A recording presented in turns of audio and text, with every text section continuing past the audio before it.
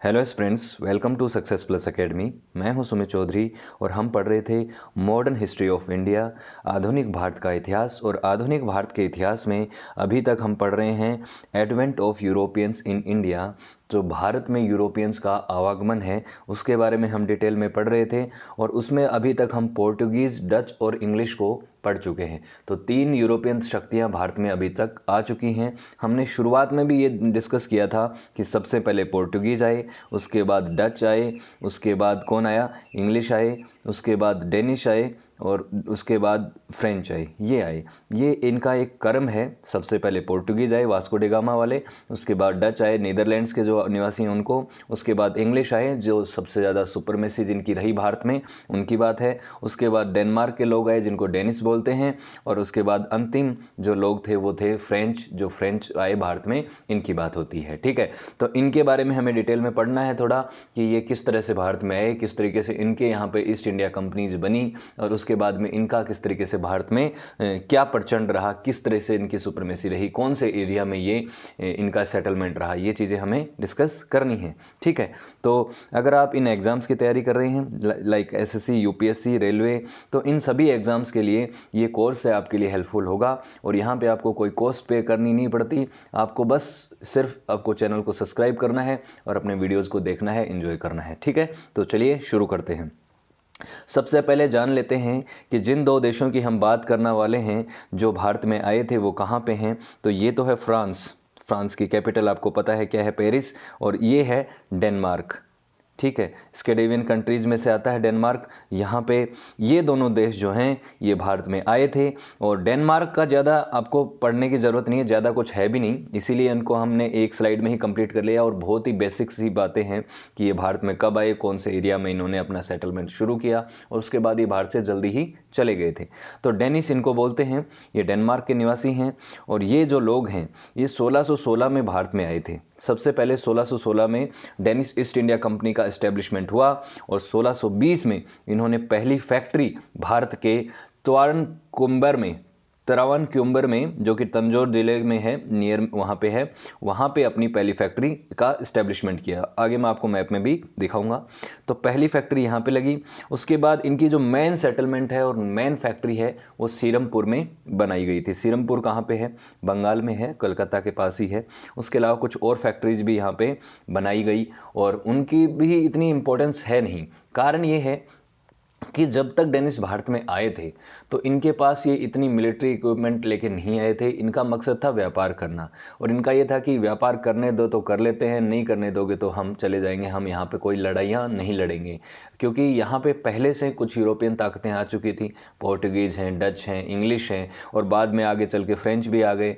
तो इन लोगों ने इनके साथ कोई लड़ाइयाँ नहीं लड़ी। इन्होंने क्या किया, शुरू में अपना व्यापार किया, अपनी फैक्ट्रियाँ इस्टेब्लिश की, और उसके बाद में ये अपनी फैक्ट्रीज जो हैं 1845 में ये अंग्रेज़ों को बेच के चले गए। जो इंग्लिश ईस्ट इंडिया कंपनी थी उसको जाके ये बेच के यहाँ से चले गए। तो यहीं से इनका समापन हो जाता है। इतनी सी ही बात हमने डेनिश के बारे में पढ़नी है, ज़्यादा तो ये भारत में रुके ही नहीं थे। रुके तो काफ़ी सालों तक थे, देखिए 1620 से लेकर 1845 तक रुके, लेकिन ज़्यादा इंपॉर्टेंस है नहीं।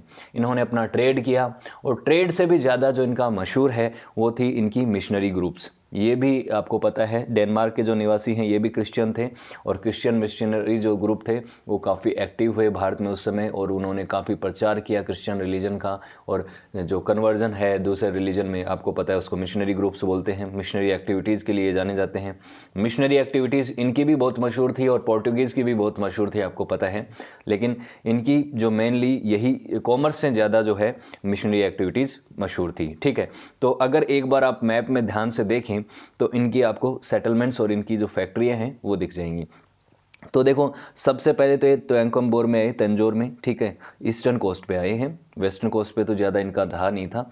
तो फिर कालीकट में भी इन्होंने फैक्ट्री बसाई है। ठीक है, उसके अलावा ये मैंने आपको बताया था सीरमपुर में, सीरमपुर में भी इनकी फैक्ट्री थी। ठीक है, मसूलीपट्टनम में भी थी, अंडमान निकोबार द्वीप में भी इनका सेटलमेंट था। तो ये जो जगह हैं यहाँ पे इन्होंने अपनी फैक्ट्रियाँ, अपने सेटलमेंट्स, अपने ट्रेडिंग पोर्ट्स को इस्टेब्लिश किया। लेकिन फिर 1845 में ये जो सारा इस्टेब्लिशमेंट है इसको ये ब्रिटिशर्स को देके चले गए। ठीक है, तो इतना ही इनके बारे में अपने को पता होना चाहिए। बात यह है कि ये फ्रेंच से पहले आए थे। ठीक है, अंतिम जो लोग थे भारत में, यूरोपियन ताकतों में जो आने वाले लोग थे, वो लास्ट में आए थे फ्रेंच। ठीक है, तो फ्रेंच वर द लास्ट, अभी हमने बात भी की थी 1 मिनट पहले ही। ठीक है, इनका भी मकसद तो यही था कि भारत में हमें जाके व्यापार करना है, जैसे कि बाकी यूरोपियन जो देश हैं उनका भी यही मकसद था। ठीक है, तो इसी समय during the reign of Louis 14, जो लुइस 14 जो राजा हुआ करते थे फ्रांस के, उनके एक मिनिस्टर थे जिनका नाम था कोलब्रेट। ठीक है, कोलब्रेट ने एक कंपनी का गठन किया और ये एक सरकारी कंपनी थी। जैसे आपको याद होगा कि महारानी एलिजाबेथ जो थी, उसने तो एक चार्टर साइन करके दिया था ईस्ट इंडिया कंपनी के नाम।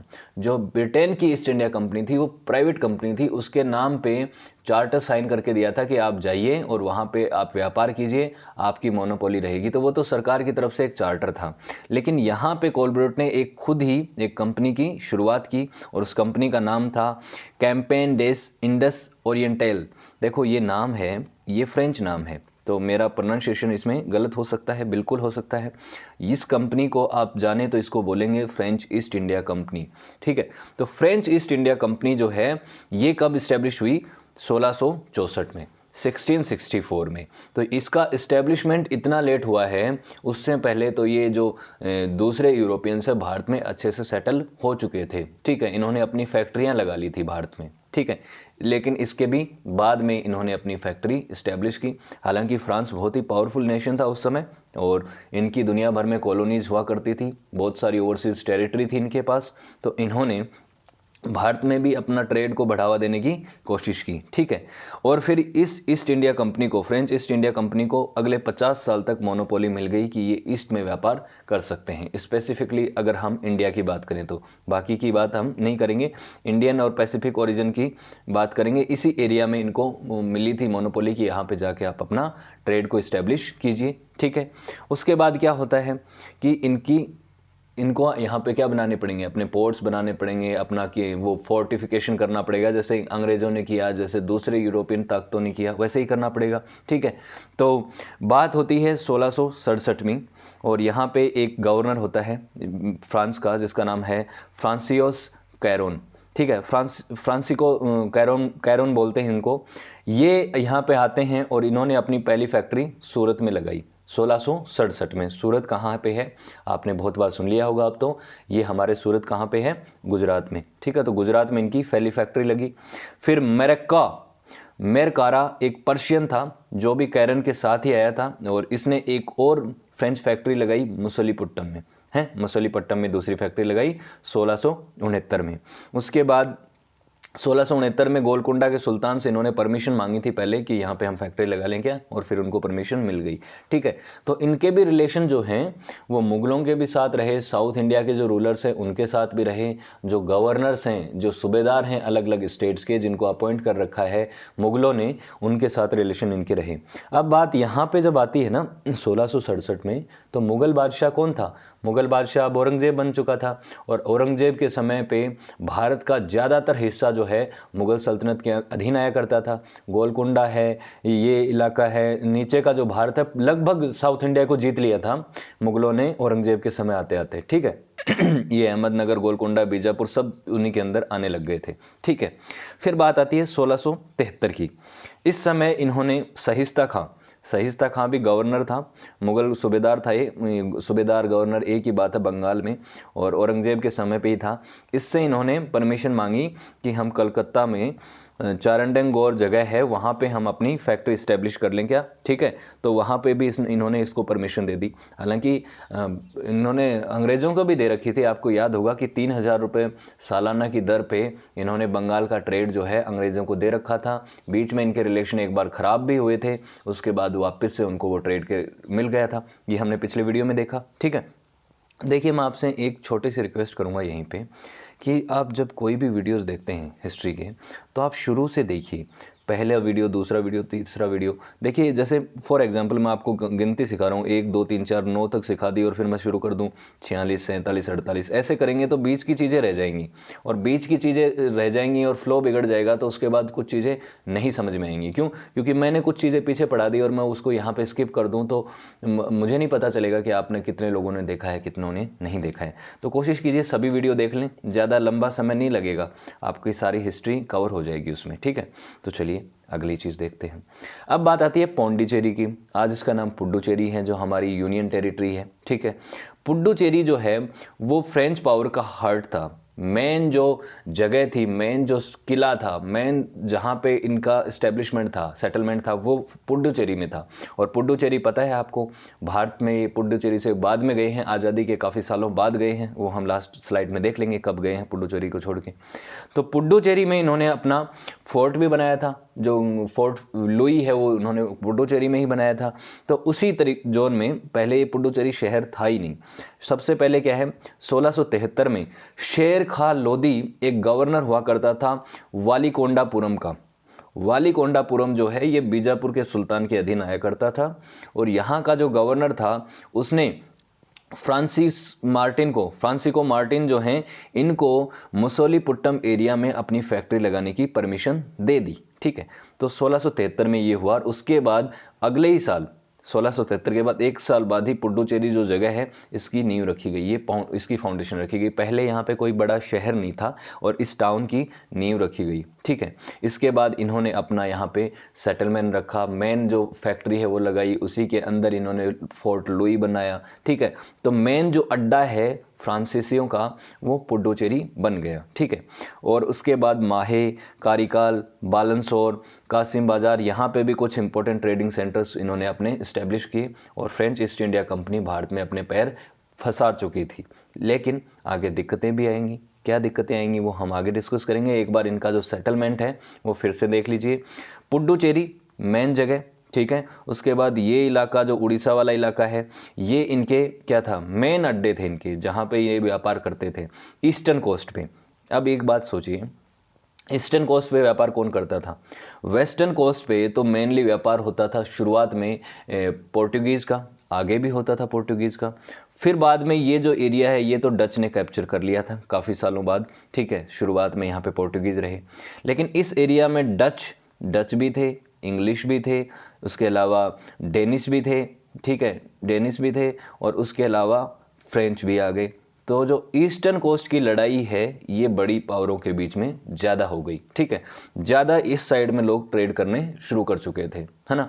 तो एक चीज़ देखिए, यहाँ पे अब आगे दिक्कतें तो आएंगी कि डच भी इनको परेशान करेंगे, उसके अलावा इंग्लिश भी इनको परेशान करेंगे। हालांकि डेनिश तो इनके साथ कोई लड़ाइयाँ नहीं लड़ेंगे, वो तो हमने पहले ही बात कर ली है, ठीक है। तो ये जो इलाका है, ये ब्लू कलर का और लाइट ग्रीन और ब्लूइश जो मैप है, ये वो एरिया था जहाँ पे फ्रेंच पावर जो थी उसकी डोमिनेंस थी। यहाँ के जो राजा हैं जैसे टीपू सुल्तान वगैरह, वो भी इनको सपोर्ट करते थे, फ्रेंच लोगों को सपोर्ट करते थे, इंग्लिश को सपोर्ट नहीं करते थे, ठीक है। बाद में आगे चल के हैदराबाद जो है वो तो इंग्लिश का बड़ा एलाई बन गया था, लेकिन वो चीज़ें बाद की हैं। लेकिन इस एरिया में ये फ्रेंच जो हैं, ये इस्टेब्लिशमेंट इनका रहा, आगे भी सालों तक रहा, लेकिन बाकी भारत में किसकी सुप्रीमेसी रही? वो रही इंग्लिश की, ठीक है। ये चीज़ है। एक बार बड़े मैप में आप सभी को देख लीजिए कि कौन कौन सी यूरोपियन पावर कहाँ पे सेटल थी, ठीक है। मैप में आप देखेंगे कि ये जो झंडा है ये किसका है? ये पोर्टुगीज़ का है। पोर्टुगीज़ इस साइड में आए और मेनली बाद में गोवा में ही रह गए, ठीक है। गोवा के ज़्यादा और दमन दीव से ज़्यादा वो रह नहीं पाए, बाकी जगह को दूसरी पावर ने कैप्चर कर लिया। उसके बाद डच की बात करते हैं तो डच कुछ सालों तक तो उनकी सुपरमेसी रही पोर्टुगीज़ के ऊपर, लेकिन उसके बाद डच के साथ जो एक एग्रीमेंट साइन हुआ था कि इंडिया का जो व्यापार है उसमें ब्रिटेन की सुपरमेसी रहेगी और इंडोनेशिया का व्यापार है वहाँ पे डच की सुपरमेसी रहेगी, तो वो चीज़ हो गई थी। लेकिन इनके मैप में देख लीजिए। फिर अगर हम बात करें तो डच के ये जो छोटे छोटे आपको दिख रहे हैं कहाँ कहाँ सेटलमेंट हैं, डेनिश का सेटलमेंट आपको दिख रहा है सीरमपुर में, इन एरिया में दिख रहा है, ठीक है। उसके अलावा बाकी जो जगह है वहाँ पर इंग्लिश और फ्रेंच आपको देखने को मिलेंगे। तो आप इस मैप को थोड़ा देखेंगे तो आपको इनकी सेटलमेंट समझ में आ जाएंगे, कहाँ कहाँ ये लोग अपनी कंपनियाँ और अपनी फैक्ट्रियाँ लगा रहे थे, ठीक है। अब आगे देखते हैं। बात यह आती है कि अब फ्रेंच ईस्ट इंडिया कंपनी को दूसरी कंपनियां जो हैं, जो दूसरे यूरोपियंस जो हैं, उनसे सामना करना पड़ेगा और कुछ इनको सेटबैक्स लगे, अर्ली सेटबैक्स जो लगे उनके बारे में बात करते हैं। हालांकि आगे चल के हमें 3 कर्नाटिक वॉर के बारे में भी पढ़ना है, कर्नाटक युद्ध जो लड़े गए ब्रिटिश ईस्ट इंडिया कंपनी और फ्रेंच ईस्ट इंडिया कंपनी के बीच में, वो तो बड़े मेजर सेटबैक्स थे, लेकिन अर्ली सेटबैक्स की बात हम इसी वीडियो में कर लेते हैं। शुरुआत में इनका, मैंने अभी बात किया कि ईस्टर्न कोस्ट के ऊपर इनकी फैक्ट्रियां लग रही थी, तो ईस्टर्न कोस्ट पे जो पावर थी वो शुरुआत में डच थी और डच के साथ इनकी लड़ाइयां शुरू हो गई। तो डच फ्रेंच वॉर शुरू हुआ और डच फ्रेंच वॉर में इनका जो है एक तरीके से कोई क्लियर रिजल्ट नहीं आया। शुरुआत में पौंडीचेरी जो है, या पुडुचेरी आप बोले इनको, तो 1693 में डच ने कैप्चर कर लिया था पौंडीचेरी को, ठीक है। बाद में इनके बीच में एक ट्रीटी साइन हुई जिसका बोलते हैं ट्रीटी ऑफ रिजविक। इसके बाद 1697 को पुडुचेरी वापस मिल गई फ्रेंच को, और उसके एक साल बाद फिर से एक अटैक हुआ था जिसमें पुडुचेरी इनके हाथ से निकल गई थी, लेकिन फिर से मार्टिन ने इनको पुडुचेरी छीन लिया और उसके बाद से पुडुचेरी इनके पास ही रही, ठीक है, 1962 तक, ठीक है। उसके बाद पुडुचेरी इनके हाथ से नहीं गई कभी भी, ठीक। तो पुडुचेरी की ये रही और पुडुचेरी इनके पास रहा, लेकिन बाकी एरिया में भी जो फ्रेंच पावर है इनको सेटबैक मिलते रहे। ट्रेड करने इनको इतना आसानी से नहीं दिया जा रहा था जितना ये सोच के आए थे, ठीक है। उसके बाद आती है बात कि स्पेनिश वॉर ऑफ सक्सेशन होता है।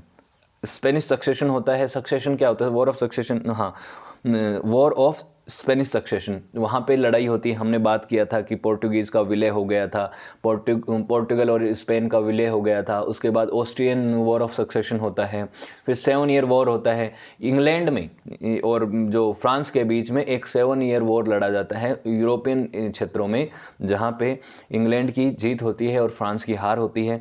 तो एक तरीके से यहाँ पे सेटबैक लगते जा रहे थे, एक धक्के लगते जा रहे थे फ्रांस के लोगों को, और वो यहाँ पे इतना आगे चल के इतना compete नहीं कर पा रहे थे, ठीक है। तो इनकी जो लड़ाइयाँ हैं जिनमें इनकी हार हो रही थी, वो इनके लिए सेटबैक थे और यहाँ पे भी ये कमज़ोर होते हुए जा रहे थे, क्योंकि अपनी आर्मी के जो कंसंट्रेशन है वो इंडिया की तरफ नहीं कर पा रहे थे, ये दूसरी जगह इनको अपनी आर्मी भेजनी पड़ रही थी, ठीक है। उसके बाद बात आती है, इनके बाद जो कॉन्सिक्वेंसेज हुए वो ये हुए कि इनको अपनी फैक्ट्री जो है सूरत, मछलीपट्टम और बेंटम जैसी जगहों से हटाना पड़ा। 18वीं शताब्दी जो है उसकी शुरुआत में ही इनको ये फैक्ट्रियां हटानी पड़ी। कुछ सालों तक ही रही, 17वीं शताब्दी के अंत में तो ये शुरू ही हुई थी, है ना, और 18वीं शताब्दी के शुरुआत में इनको ये फैक्ट्रियां हटानी पड़ गई। तो ज़्यादा व्यापार में इनको प्रॉफिट हुआ नहीं था, उतने में ही इनको हटानी पड़ गई। फिर इन्होंने क्या किया, अपनी जो फैक्ट्रियां हैं, जो फ्रेंच कंपनी है, इसको फिर से रीऑर्गेनाइज किया। फिर से इनको क्या है, एक तरीके से वो किया कि हमें अगर यहाँ पे व्यापार करना है तो हमें अपनी पावर को यहाँ पे बढ़ाना पड़ेगा, ढंग से हमें ऑर्गेनाइज वे में रहना पड़ेगा, ठीक है।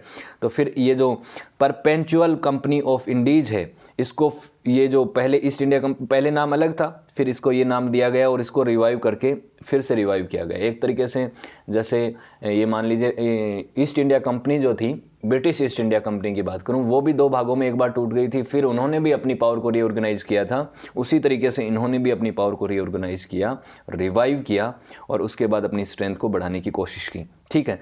और उसके बाद जो यहाँ दूसरी जगह जो कंपनियां थी, मॉरिशियस और ये जो साउदर्न ओशियन में, इंडियन ओशियन में, उन सभी को, उनके जो सभी के गवर्नर्स थे वो आपस में मिले और उन्होंने यूनियन की और वो एक दूसरे को सपोर्ट करने का उन्होंने वादा किया, ठीक है।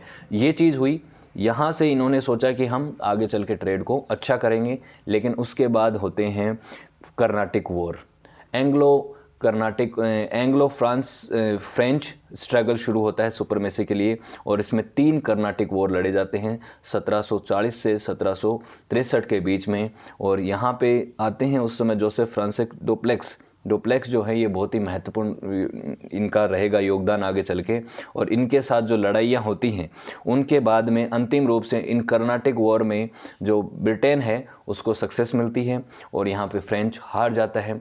क्यों हारता है, क्या रीज़न होते हैं इस लड़ाइयों के होने के, वो सभी चीज़ें हम देखेंगे। वॉर हैं, ये कोई बैटल नहीं है, ये सालों तक चलने वाले वॉर हैं। जिस तरह से मैंने कहा 7 ईयर वॉर था, उसी तरीके से ये कर्नाटिक वॉर लड़े गए हैं, जिनके बीच में अंतिम रूप से जो एंग्लो हैं यानी ब्रिटेन है उसको जीत मिली। और उसके बाद में इनका जो व्यापार है वो इस एरिया में ही, नीचे वाले एरिया में ही रह गया। अगर हम बात करें पुडुचेरी और ये जो एरिया है, इस एरिया में रह गया, थोड़ा बहुत अंडमान निकोबार द्वीप में भी रह गया। बाकी जो मेनलैंड इंडिया है उसमें जो सुप्रीमेसी है वो ब्रिटेन की हो गई। इन तीनों कर्नाटिक वॉर को हम पढ़ेंगे अलग अलग सेपरेट वीडियोज़ में, आने वाले वीडियोज़ में आप ज़रूर देखिएगा। उसके बाद हम एक चीज़ देख लेते हैं कि पुडुचेरी जो है उसको इंडिपेंडेंस कब मिली फ्रांस से। तो On August 16, 1962, India and France exchanged the instrument of ratification under which France ceded to India full sovereignty over the territory of its held।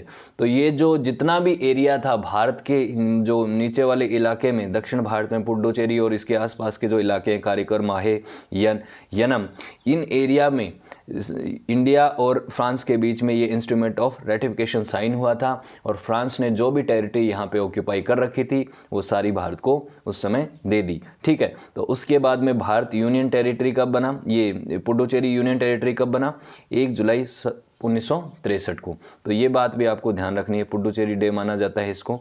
और ये आपको पता है गोवा भी भारत को बाद में मिला था आज़ादी के, क्योंकि जब हम आज़ाद हुए थे 15 अगस्त 1947 को, तो हम ब्रिटेन से आज़ाद हुए थे, ब्रिटेन से हमें आज़ादी मिली थी। तो ये जो फ्रांस की कंपनियां थी, फ्रांस की जो टेरिटरी थी, उनको कोई मतलब नहीं था इस आज़ादी से, और दूसरी तरफ पोर्टुगीज़ को भी कोई मतलब नहीं था। तो पोर्टुगीज़ के पास गोवा, दमन, दीव थे और फ्रांस के पास पुडुचेरी था, जो कि गोवा को तो हमें मिलिट्री उससे लेना पड़ा, जाके उनको भगाना पड़ा यहाँ से, और इनके साथ एक हमने इंस्ट्रूमेंट ऑफ रेटिफिकेशन साइन किया था फ्रांस के साथ, और उसके बाद हमें पुडुचेरी मिल गया। ठीक है, तो ये चीज़ है। आई होप आपको सारी चीज़ें क्लियर हुई होंगी। अगर किसी तरह कोई डाउट हो तो कमेंट सेक्शन में आप पूछ सकते हैं, साथ ही टेलीग्राम का लिंक दे रखा है, वहाँ पे भी आप पूछ सकते हैं, और इस वीडियो की PDF भी टेलीग्राम पे जाके आप डाउनलोड कर सकते हैं। और वीडियो अगर अच्छा लगा तो वीडियो को लाइक कर सकते हैं, शेयर कर सकते हैं, और चैनल को सब्सक्राइब कर लीजिए अगर आने वाले वीडियोज़ को आपको देखना है तो। ठीक है, thank you so much, have a good day, see you in next class.